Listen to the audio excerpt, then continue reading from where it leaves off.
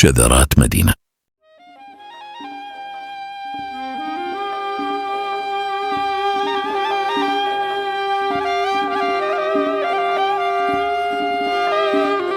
من قلب المدينة حيث تختلط الحكايات بالوجوه وتصاغ التجارب من تفاصيل الناس وهمومهم، نلتقي اليوم بشخصية جمعت بين العلم والمجتمع وبين المدرسة والميدان. ضيفنا لهذا اليوم ليس مجرد مدرس للغة الإنجليزية، بل هو باحث اجتماعي قرأ الواقع بعيون تربوية وحمل هم الكلمة كما حمل مسؤولية التربية.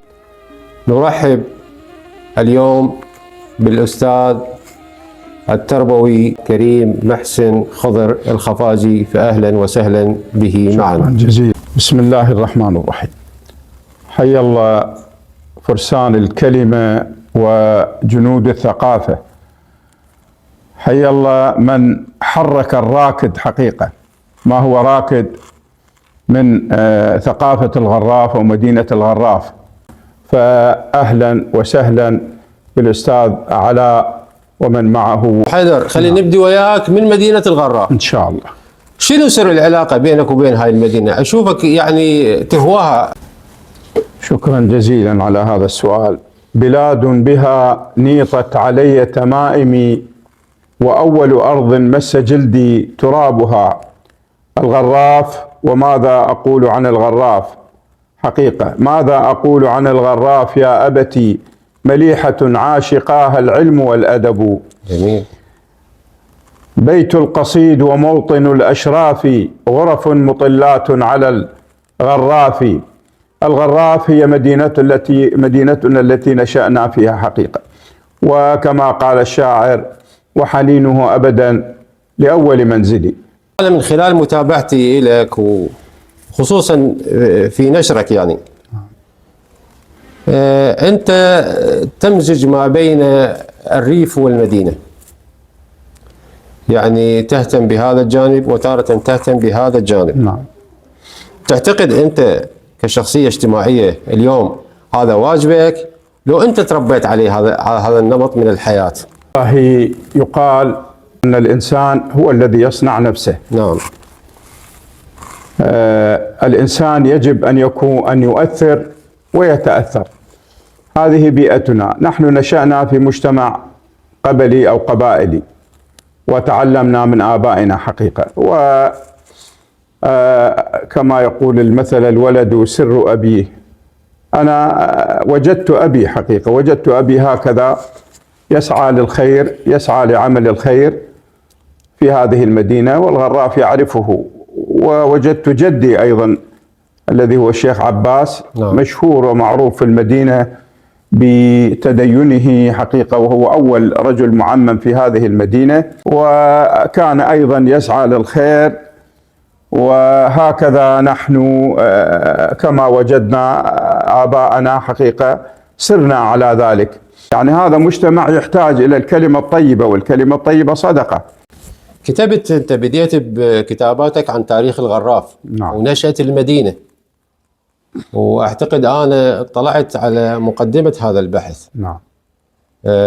وين وصلت بهذا البحث؟ وين المعوقات اللي أو الصعوبات اللي واجهتك بهذا البحث؟ نعم أستاذ علاء، بدأت بالبحث والكتابة عن تاريخ الغراف أسوة حقيقة ببقية المدن ومن كتبوا عنها، اعتزازا بمدينتي هذه منذ 30 عاما. نعم. وكما قال الحقيقة الشاعر نزار قباني رحمه الله: 20 عاما يا كتاب الهوى ولم أزل في الصفحة الأولى. جميل. لا زلت أبحث عن الحقيقة، لأنه الحقيقة عندما تكتب كما هي حقيقة صعبة.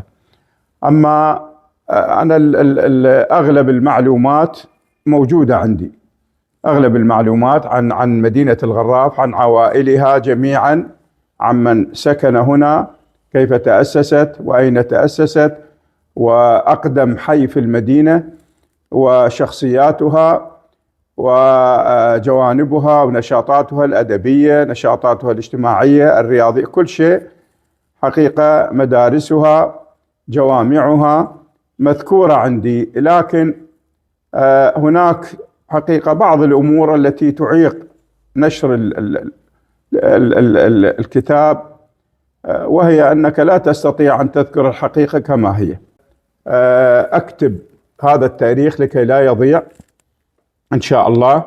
عن قريب أحاول وبمساعدة الخيرين أمثالكم، بمساعدة المثقفين أمثالكم إن شاء الله. هو تاريخ المدينة كلها، يفترض أن كل مدينة الغراب تساهم في هذا المشروع. أستاذ أبو حيدر، نعم. أنت اهتمامك بالشأن الاجتماعي واضح طبعا. نعم. أريد أسألك شنو رصيدك بهذا الشأن؟ محبة الناس، ثقافتك يعني اللي ترتكز عليها، موقعك كشخصية عشائرية بالمجتمع، أو ثلاثة المجتمعات؟ والله من نعم الله سبحانه وتعالى على الإنسان أن يمنحه محبة الناس له.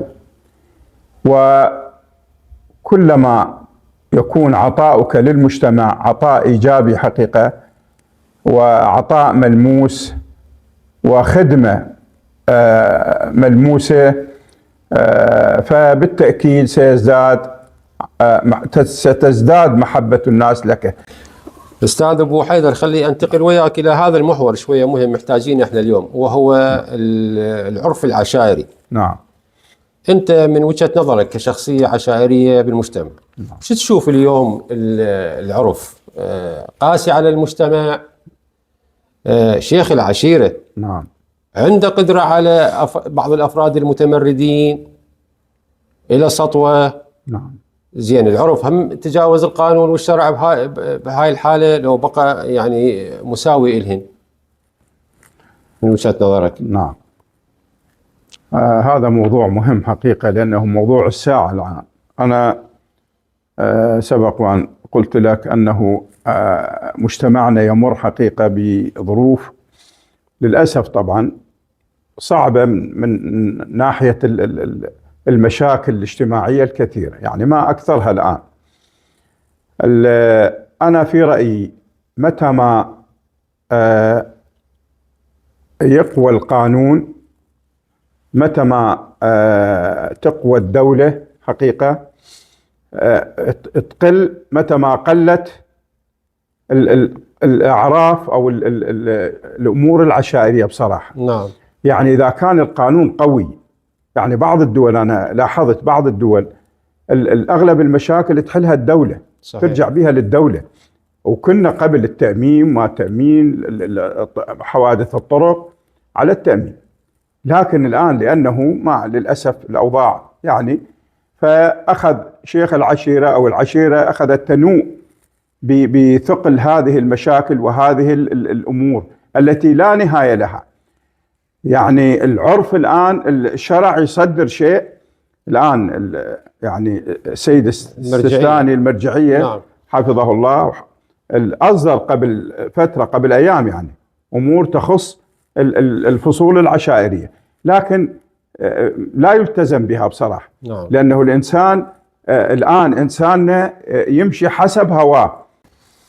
من خلال مواكبتك اللي نسميها احنا المشيات العشائرية والفصول، نعم. ما تشوف اكو تناقض بالغرامات؟ يعني مثلا نعم. حادث دهس، نعم. بوفاة، نعم. ديته 12 مليون، نعم. أو 18 مليون، نعم. بينما شيء بسيط خلينا نقول مثلا راشدي أو غيره يأخذون عليه 30 و40. نعم. مو هذا تناقض تشوفه بالمبالغ الدية؟ أستاذ علاء، هذه تعود لولي الدم. نعم. صراحة، وللشيخ العشيرة أيضا أو المسؤول عنه. يعني أضرب لك مثال، يعني حج مهدي رحمة الله عليه، حج مهدي الحطاب. نعم. يعني من عندما قتل ابنه، ويعني قتل وضاع، يعني ضيعوه مثل ما يقول. صحيح. يعني من اجت المشي، هو حج مهدي رحمة الله عليه مو يم المشي، يبكي على القاتل يقول ذولا راح شنو ذنب، يعني راح يروحون بذنب ابني او بسبب ابني. نعم. يبكي عليهم، لا سأل على الفصل ولا قال على الفصل ولا يعني يفكر بذولا، يقول لك راح يتأذون او راح يعاقبون اخرويا طبعا. صحيح. بسبب فهذا يعني هذا الرجل. وعندنا ناس يعني انا اعرف رياض الحج جبار طيح الفصل مع الابن. نعم. بالغراء تنازل وكثير من الناس. اكو ناس لا والله على ابسط شغله يشلع قلبك ويدور، يعني تجاره يدور، يعني هو يريد كأنه ما يتاجر بابنه او يتاجر باقاربه او يتاجر فتبقى على الشخص. وانت شو تسوي؟ يعني مرات تريد ترضي. نعم. تريد ترضي المقابل، ما تقدر تخليه. هذا عرفنا. نعم. يعني ما تقدر تخلي وتقوم. صحيح. ترضي وتقوم، هاي شو يسوي؟ شو يطلب هو؟ احسنت. الجانب الادبي شلون علاقتك ويا الشعر والادب؟ قراءاتك. نعم. انت كاتب شيء حتى نسمع احنا والمتابعين؟ والله يا استاذ على القراءة والثقافة والادب انا اعتبرها هي غذاء الروح. قرأت في شتى المجالات، يعني اي كتاب احصل عليه او تقع عليه عيني اقراه. مجلة، كتاب، كان في السبعينات تصدر مجلات، الطليعة الادبية، آفاق، الاقلام، تجينا مجلات من مصر اقراها، يعني التهمها بصراحة المواضيع نقراها. قرأت للكتاب العالميين، قرأت لدوستويفسكي، لتولستوي. نعم. قرأت لأجاثا كريستي، قرأت لنجيب محفوظ، حقيقة قرأت لكل شعرائنا، قرأت للحقيقة بالجوانب الفلسفية أيضا من أرسطو إلى جون دوي. نعم. يعني كتابات متنوعة وقراءات متنوعة، وأصبحت عندي حقيقة أصبح عندي إلمام ونوعا ما ملكة. وقبل هذا وذاك قرأت القرآن، وأنا في رأيي كل شخص يريد ينمي ثقافته وقابليته وملكته الأدبية أن يقرأ القرآن الكريم. أيضا أعتبره بصراحة مصدر رئيسي لمن يريد أن يتثقف ويقرأ. هاي القراءات شجعتك أنه تكتب شعر؟ كتبت. نعم، حاولت وكتبت لكنني لست بشاعر. أقول أنا شويعر. نعم. ولست شاعر. نعم. خلينا نسمع. كتبت عن المعلم. نعم. وقلت فيه: أنت الأساس وغيرك الطلاب، أنت الذي فتحت بك الأبواب، للعلم أنت صرت منارة يا شمعة يزهو بها محراب، أليس أنت الرسول كما يقال، رسول ولكن لم يصلك كتاب. كتبت، إذا تسمح لي ولو شوية، كتبت عن ما أخاف شوية بها صعوبة، عن الأم. نسمع عن الأم. يعني الأم هذه المرأة التي ماكو واحد اليوم ينكر دور الأم حقيقة في تربية أولادها وكذا. ماذا قلت للأم؟ نعم. وطبعا هاي أهديتها إلى شخص بالغراف عزيز علي، وأيضا يعني فقد أمه العزيزة. قلت: رحلت وما للموت رد إذا دنا، وبموتك الموت الزؤام، وأحباب لك قد كسرت قلوبهم كسر الزجاج، وهل للكسر من التئام، وبنيات شققن عليك الجيوب شوقا إليك والدمع دامي، فقدوا حنوك والمحبة ودعت. شوية صعبة هي بس يا أحد. كملها. فقدوا حنوك والمحبة ودعت، وتركتهم في الهم والآلام، وكنت الخيمة نأوي إليها لتروينا بمعسول الكلام. أدير العين شوقا كي أراك، فلا خلفي أراك ولا أمامي، وطعم الزاد مر في مذاقي، وطعم الزاد مر أحسنت. في مذاقي فكنت أنت فاكهة الطعام ويا متعوبة قلبا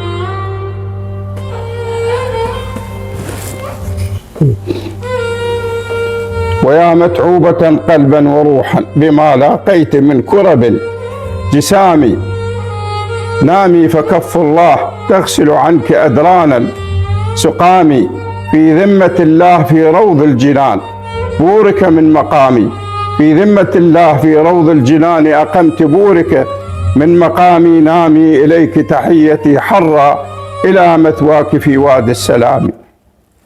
عذرا هيجنا فيك المواجع والآهات رحمها الله برحمته الواسعة. سمعنا هذه الأبيات الجميلة وهذه الكلمات، والظاهر أنه عندك أنت كتابات كثيرة بهذا الموضوع. نعم. شنو اللي منعك ما تطبعهن؟ يعني أنت تخاف تطبعهن مثلا؟ عندك تخوف من هذا الجانب؟ نعم.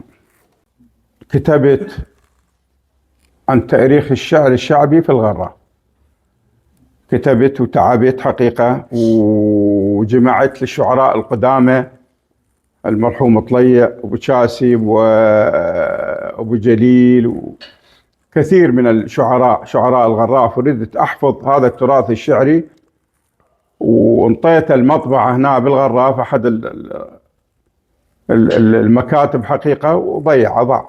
كتبت الأبوذية، كتبت الشعر الشعبي؟ والله الأبوذية حلوة. إيه. عندك محاولات؟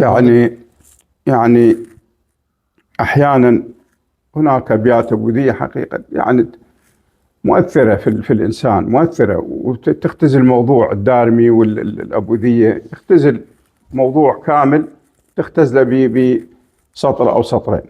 نعم. أنا أسمع وأحب تحفظ يعني تحفظ. إيه أحفظ وكتبت، قلت لك عن تاريخ الشعر في الغراف، وعملت أمسيات كثيرة هنا في الغراف. نعم. عملت أمسيات واستضفت شعراء. في بالك نعم. في بالك شيء نسمع من عنده الآن حاضر عندك؟ جزان الريل سلم ودعانا ويانا الشيب يضحك ودعانا بعسر واللي رجيته ودعانا وبعد يومين طرش ردها لي. الله. واشرى يحق لي اعتب على الطيبين، واشرى وروحه ويلي ودها دوم، واشرى حسافة الخوة صارت بيع، واشرى مثل قابيل من باع الخوية. الله. إلك حبل الوصل مديت ورخيت، وهود بالجفن للنوم، ورخيت بسجل هجرك أنا سجلت، ورخيت قطع الكهرباء قطعت بيه. الله. جفان الترف والدلال ركلة، جفاني والدهر بجلاي ركلة، صفر فاول علي والطاك ركلة، صفر فاول علي وانطاك، ركلة جزاء وسجلت فوزك علي. الله. من رحت لليمن. هاي الغربة تخليك كل شيء تصير شاعر تصير. نعم. فكان بيام الحصار، يعني الموز باليمن ضال، العراق ما بي بس البوتيتات بالحصار، البوتيتات يابسات. يعني كنت اتمنى اجيب الموز هنا وفعلا جبت لي كيلو موز من اليمن للعراق، جبت لي موز اخضر من هناك حتى بلكي يوصل. اي فوديت بيت يعني لاهلي، انا كنت اودي لهم كل الرساله، اودي لهم ابوذيه وياها بصراحه، اودي لهم يعني شغلات. ايش قلت بهذا؟ فقلت وداي نسيم الهاب كون يصير، وداي نسيم الهاب كون يصير، وداي إلك يا مطيب العلات، وداي أود الموز دون القشر، ودي حمل لوري ويوصل للناصرية. الله حلو. أستاذ أبو حيدر، أنا أسمع بالأوساط الاجتماعية بعض الشخصيات، درسني أستاذ كريم، وأشوفهم في مراكز مرموقة بالمجتمع وتسلموا مناصب. بالتأكيد أنت فخور بطلابك. نعم. شلون تشوف التعليم اليوم بين السابق وبين العصر الحالي، يعني الوضع الحالي؟ نعم. باعتبارك رجل تربوي. نعم. ومهتم بهذا الجانب. والله يا أستاذ علاء، أنت يعني تسألني يعني في صلب اختصاصنا وفي صلب عملنا حقيقة اللي هو التربية. أنا درست في كل المجالات، يعني درست من الأول متوسط إلى السادس إعداد، الأكاديمي، درست في إعدادية التجارة، درست في الصناعة، درست في الزراعة، درست في مناهج اليمن، في مناهج ليبيا حقيقة، وصارت عندي خبرة متراكمة.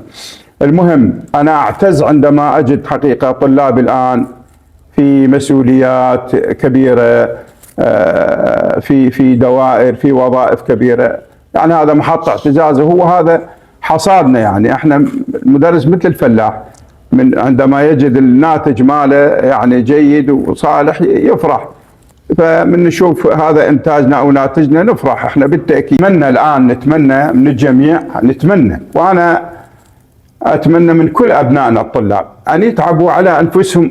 يعني صح الجامعه تنطيك شهاده، لكن ما تنطيك ثقافه ولا زودك، يعني يبقى ما بعد الجامعه انت طور نفسك. اتمنى من اساتذتنا مدرسينا، لانه الطلاب امانه في اعناقهم، ان يطوروا انفسهم حقيقه.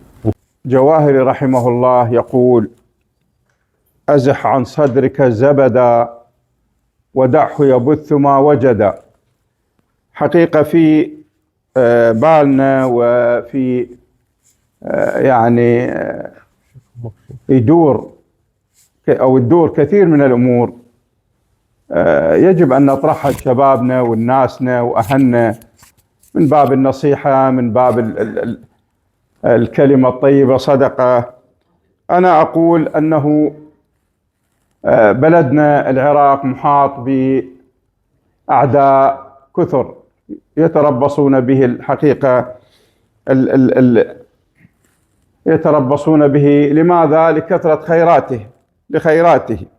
هاي المرحلة اللي أنا أسميها المرحلة يمكن الترامبية، من وراء ترامب حقيقة الآن الحيتان الكبيرة، سياسة الحيتان الكبيرة تأكل أو تبتلع الأسماك الصغيرة.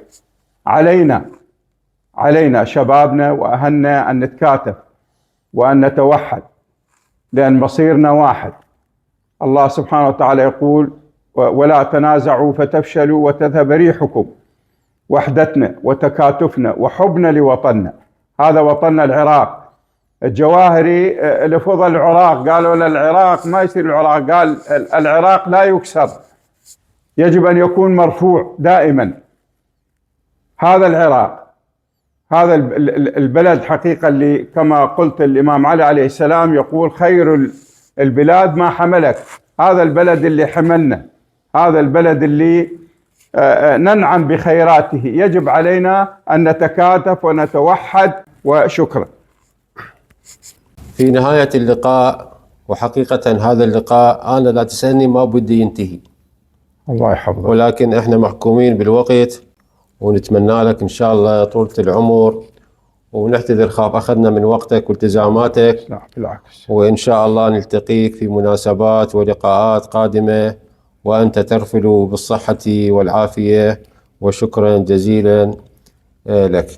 شكرا. تقبلوا تحياتي وتحيات الكادر من الأخوة المصورين والإنارة وجميع من اشترك في هذا العمل، ونلتقيكم على خير في لقاءات قادمة مع شذرة أخرى من شذرات هذه المدينة الطيبة. وشكرا جزيلا.